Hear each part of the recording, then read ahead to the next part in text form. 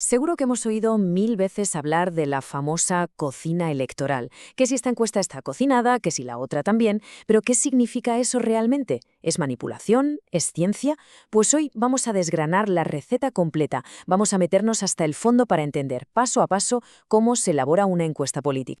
Y para entenderlo bien, vamos a partir de un caso práctico que seguro que nos suena a todos, el gran misterio de las elecciones generales de julio de 2023.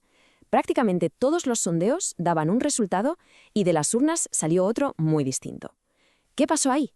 Ese fallo generalizado va a ser nuestro hilo conductor para desentrañar todo el proceso. Así que, ¿listos? Este es el menú de hoy. Primero, echaremos un vistazo al menú político actual. Luego, buscaremos los ingredientes perfectos. Desvelaremos la receta secreta que hay detrás de las preguntas. Después, entraremos en la famosa cocina para ver el toque del chef. Y por último, la cata final, la prueba de fuego. Empecemos por el principio, el contexto. España ya no es ese país de dos grandes partidos donde todo era más o menos predecible. Ahora el panorama es súper fragmentado, con un montón de opciones. Intentar predecir qué van a votar los ciudadanos es como intentar adivinar qué va a pedir cada persona en un restaurante con un menú de 20 páginas. Una auténtica locura. De acuerdo, vamos al lío. Primer paso, los ingredientes. O sea, ¿a quién se le pregunta? Porque claro, de la calidad y la buena selección de estos ingredientes depende todo el plato. No vale cualquiera, hay que escogerlos con mucho cuidado.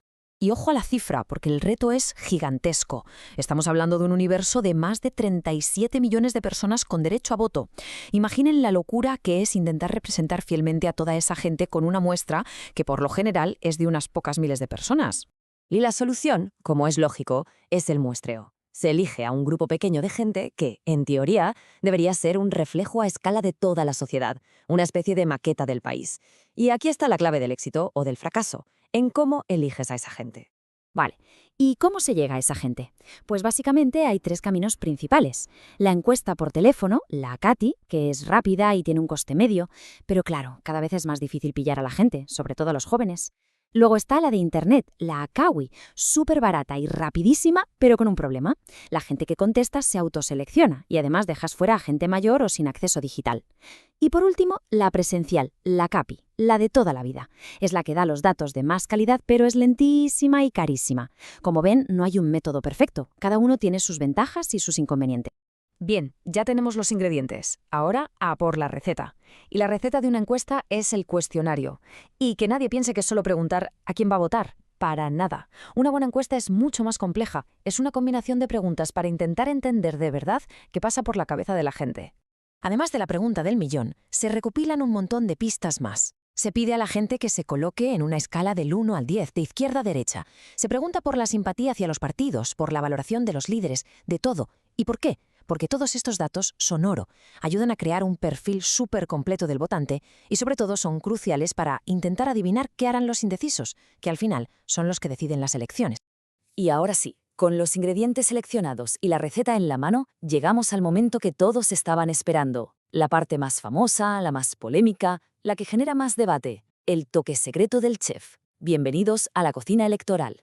A ver, que esto quede clarísimo desde el minuto 1. La cocina no es hacer trampas. No es un señor en un despacho decidiendo subirle a un partido y bajarle a otro porque sí.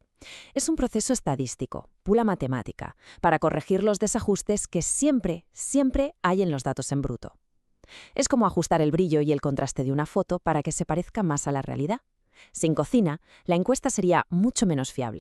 Este proceso tiene, a grandes rasgos, dos fases clave. La primera es la ponderación. Imaginen que en la muestra hay, por ejemplo, más gente mayor de la que debería en proporción a la población real. Pues lo que se hace es darle un poquito más de peso a la opinión de los jóvenes para equilibrar la balanza. Se hace con el recuerdo de voto. Se compara lo que la gente dice que votó la última vez con los resultados reales. El segundo paso es el gran quebradero de cabeza. ¿Qué hacemos con los que dicen no sé? Pues aquí entran en juego modelos estadísticos que, basándose en todas las demás respuestas de esa persona, intentan estimar cuál sería su voto más probable. Pero claro, el primer paso ya tiene un problemón, y es que nuestra memoria es muy traicionera. Esta cita lo clava. Tendemos a reescribir nuestro pasado para que encaje con lo que pensamos hoy. Mucha gente dice que votó al que ganó, aunque no sea verdad, o simplemente no se acuerda bien. Y ese recuerdo de voto contaminado es uno de los mayores desafíos para los que se dedican a esto. Muy bien. Hemos visto toda la teoría, los ingredientes, la receta, la cocina. Ahora llega la hora de la verdad, la cata. ¿Qué tal salió el plato final? Vamos a poner a prueba todo el proceso con el examen más duro, las elecciones de 2023. Y aquí, bueno, la imagen habla por sí sola. El batacazo fue importante. Fíjense, no es que una empresa se equivocara un poco, es que casi todas, de forma sistemática, sobreestimaron al Partido Popular, dándole en algunos casos hasta 15 escaños de más, y a la vez infravaloraron al PSOE. El error fue en la misma dirección, y eso es lo que indica que algo falló en el modelo general. Entonces, ¿qué ingrediente falló en la receta?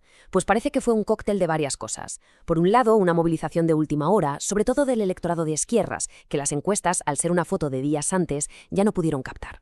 También se subestimó la fuerza brutal del PSC en Cataluña. Y, algo clave, el famoso voto útil. Mucha gente, especialmente en provincias pequeñas donde un escaño baila por un puñado de votos, no vota a su partido favorito, sino al que ven más útil para evitar que gane el que no quieren ni en pintura. Y esa estrategia es dinamita pura para las predicciones. Después de ver todo esto, de meternos en la cocina y de probar el resultado, llegamos a la gran lección del chef, a la moraleja de toda esta historia sobre qué son y sobre todo qué no son las encuestas. Y la clave es esta, y es súper importante. Una encuesta no es una bola de cristal, es una foto. Una simple foto de un momento muy concreto. Y como en cualquier foto, la gente se puede mover justo un segundo después de que salte el flash. La opinión pública no es algo fijo, es algo vivo, que respira y cambia hasta el último minuto. Lo que nos lleva a la pregunta final, la del millón. Si no son una predicción infalible, entonces, ¿para qué sirven? Pues quizás su verdadero valor no es decirnos quién va a ganar, sino ayudarnos a entender por qué la gente piensa lo que piensa en un momento dado. Nos dan pistas sobre las preocupaciones, las tendencias, los humores sociales. Así que la próxima vez que veamos una encuesta, en lugar de obsesionarnos con si acertará, quizás la pregunta más interesante sea ¿qué nos está contando sobre nosotros mismos en este preciso instante?